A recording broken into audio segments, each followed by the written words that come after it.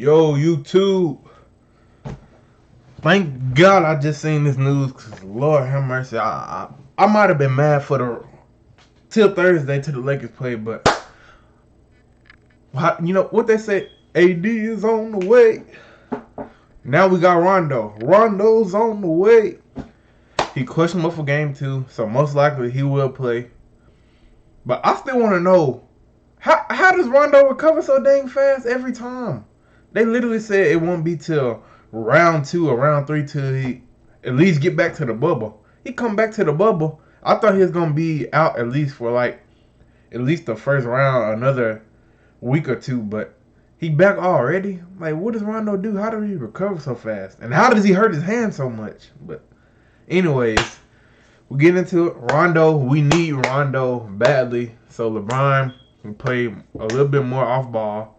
You can put LeBron in the post and AD at the post. But if Rondo's gonna be on the court at the same time with LeBron and AD has to be the 5.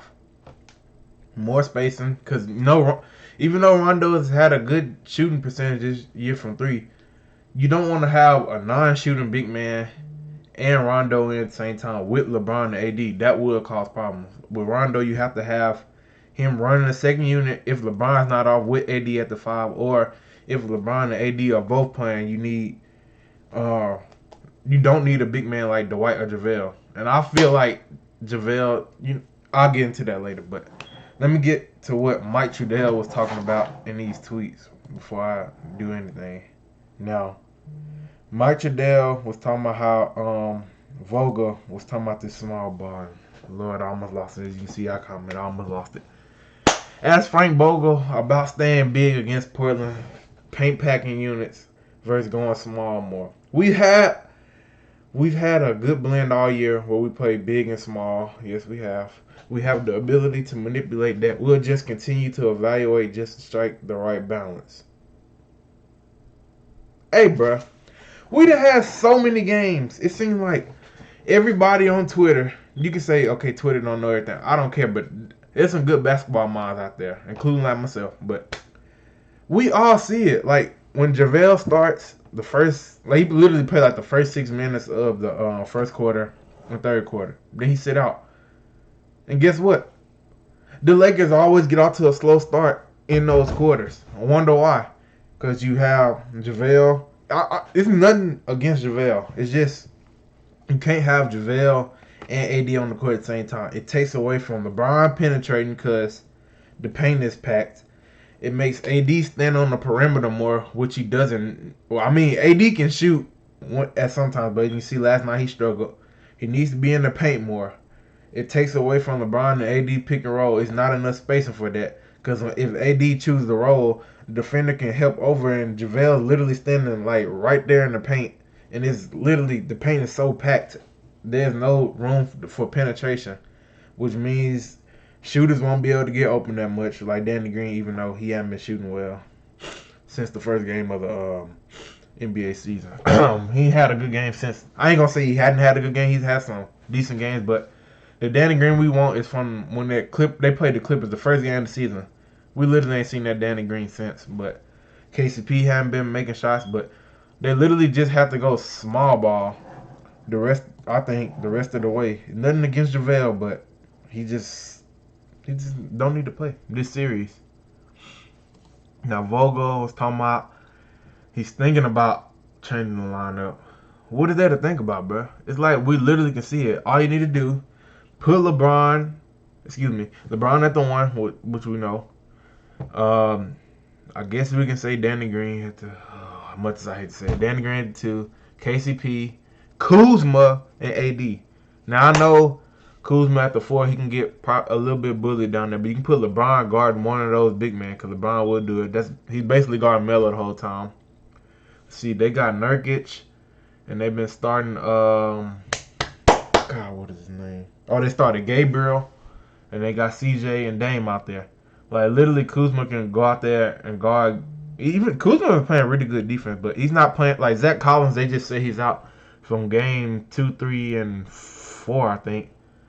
So that should help us, make us want to play more small ball, because Zach Collins, even though I still think that would have been a good matchup with Kuz, even if he did play, but I think small ball be much better. And you want your best lineup in the playoffs on the court at most times. I get you want Kuzma come off the bench, you get here bring that spark, but you got three good scorers in the lineup. And you can Vogel needs to play Dion, he needs to play Jr. because he needs some more shooting. He needs some that spark off the bench that we haven't been getting. Or you can start Markieff Morris at the 4. Markieff Morris has been playing good. He just doesn't get the minutes that he deserves. That's all Vogel has to do. Just play small. And because the offense has been pretty much terrible. And like I said, Zach Collins is out from game 2 to 3 and 4 against the Lakers. At least, they say.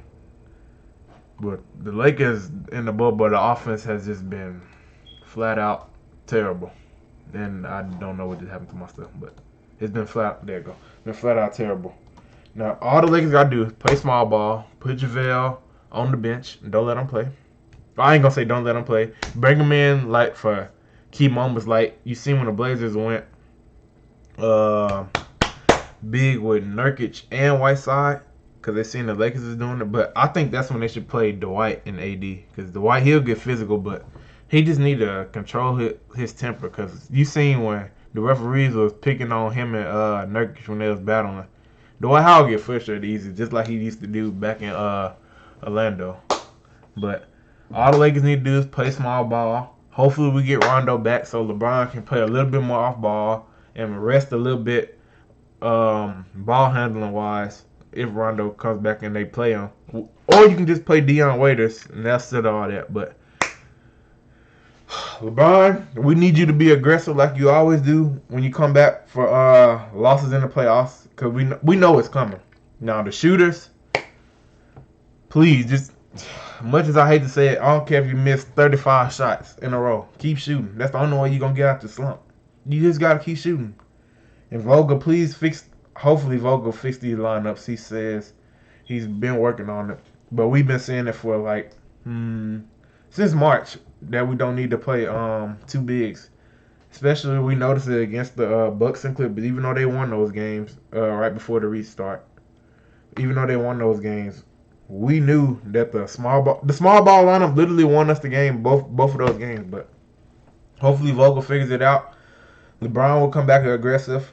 Now LeBron, like the first game, that's usually his fill out game. Like he trying to see what he sees in the defense, how his teammates react. Now the next game, basically the rest of the series, LeBron gonna see if the Lakers follow his lead. He gonna take on them scoring wise more. He's not like he's still gonna feed AD, but he's gonna make feeding AD probably the second his second choice because he wants to get himself involved. He gotta take over because you seen he had a few months where he could take over, but like I said, the spacing was bad and Whiteside was just sitting there to help him because we weren't making outside shots, so Whiteside just sit in the paint or Nurkic just sit in the paint. But Lakers need to get it together. I still got Lakers in 5 or 6. I still think they'll get it done. And Charles Barkley is an idiot for what he said, but he was right. But the Lakers needed that wake-up call. They got it. They're in the situation, but Lakers in 6. Hope y'all have a blessed day. Peace.